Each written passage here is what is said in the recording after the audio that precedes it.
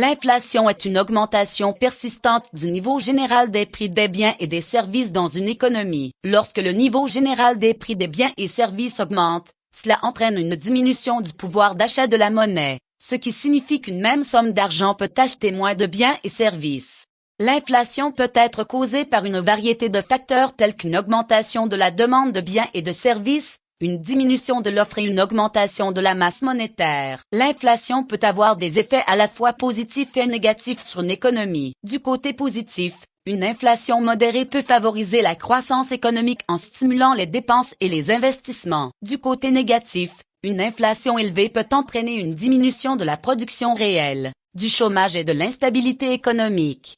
L'une des raisons pour lesquelles l'inflation est si collante est due au phénomène d'inertie de l'inflation. L'inertie de l'inflation fait référence à la tendance des prix à s'ajuster lentement aux variations du niveau général des prix des biens et des services. Il y a plusieurs raisons à ce phénomène. Premièrement, de nombreux prix sont rigides en raison de l'existence de contrats et d'accords à long terme. Par exemple, de nombreux travailleurs ont des contrats qui précisent leur salaire pour une certaine période de temps. De même, de nombreuses entreprises ont des contrats à long terme avec des fournisseurs ou des clients qui spécifient les prix. Ces contrats et accords peuvent rendre difficile l'ajustement rapide des prix en réponse aux variations du niveau général des prix. Deuxièmement, certains prix sont fixés en fonction des anticipations d'inflation future. Par exemple, si les entreprises s'attendent à ce que l'inflation soit élevée à l'avenir, elles peuvent fixer des prix plus élevés pour tenir compte de cette inflation future. Cela peut créer une prophétie autoréalisatrice où les prix restent élevés même lorsque l'inflation est faible. Troisièmement,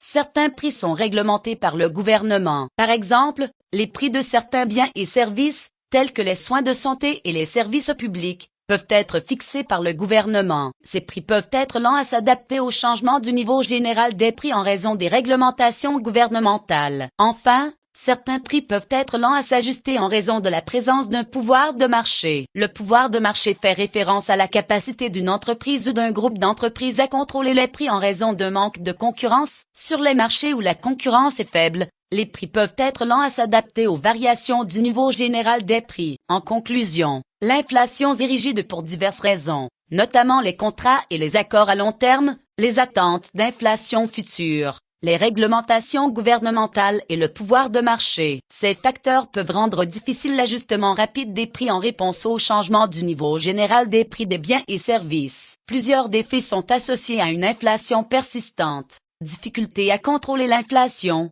Une inflation rigide peut rendre difficile la maîtrise de l'inflation par les décideurs politiques. Si les prix tardent à s'adapter aux variations du niveau général des prix, il faudra peut-être plus de temps pour que les mesures de politique monétaire, telles que les modifications des taux d'intérêt, aient un effet sur l'inflation.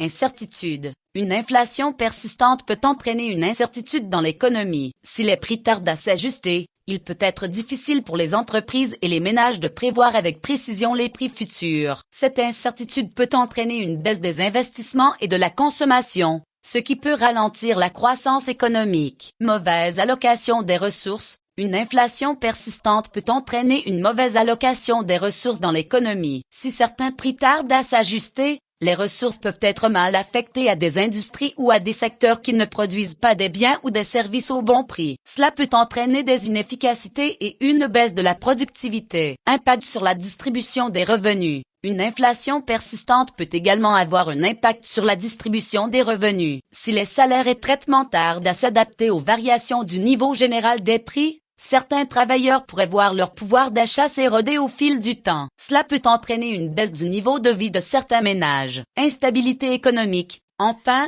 une inflation persistante peut contribuer à l'instabilité économique. Si l'inflation reste élevée pendant une période prolongée, elle peut entraîner une perte de confiance dans l'économie et le système financier. Cela peut entraîner une baisse des investissements, une augmentation du chômage et une récession économique. En conclusion, une inflation rigide présente plusieurs défis pour l'économie, notamment des difficultés à contrôler l'inflation, l'incertitude, les mauvaises allocations des ressources, l'impact sur la répartition des revenus et l'instabilité économique. Les décideurs politiques doivent être conscients de ces défis lors de la formulation de la politique monétaire pour contrôler l'inflation et promouvoir la stabilité économique. Une inflation persistante peut avoir à la fois des avantages et des inconvénients. Avantages. Stabilité des prix. Une inflation persistante peut aider à maintenir la stabilité des prix dans l'économie. Si les prix tardent à s'adapter aux variations du niveau général des prix, cela peut aider à prévenir les flambées ou les baisses soudaines des prix, qui peuvent créer de l'incertitude pour les entreprises et les ménages. Prévisibilité. Une inflation persistante peut également rendre l'économie plus prévisible. Si les prix tardent à s'ajuster, les entreprises et les ménages peuvent prédire avec plus de précision les prix futurs, ce qui peut conduire à des décisions d'investissement et de consommation plus stables. Désavantages. Réduction de la croissance économique. Une inflation persistante peut contribuer à réduire la croissance économique. Si les prix tardent à s'ajuster, cela peut conduire à une mauvaise allocation des ressources dans l'économie, ce qui peut entraîner des inefficacités et une baisse de la productivité. Baisse du pouvoir d'achat. Une inflation persistante peut éroder le pouvoir d'achat des ménages. Si les salaires et traitements tardent à s'adapter aux variations du niveau général des prix, certains travailleurs peuvent voir leur salaire réel diminuer avec le temps, ce qui peut entraîner une baisse du niveau de vie. Augmentation des inégalités économiques. Une inflation persistante peut contribuer à accroître les inégalités économiques. Si les prix de certains biens et services tardent à s'ajuster, cela peut affecter de manière disproportionnée certains groupes de la société, tels que les personnes à revenus fixes ou à faible revenu. Incertitude accrue. Une inflation persistante peut entraîner une incertitude accrue dans l'économie. Si les prix tardent à s'ajuster, il peut être difficile pour les entreprises et les ménages de prévoir avec précision les prix futurs, ce qui peut entraîner une baisse des investissements et de la consommation.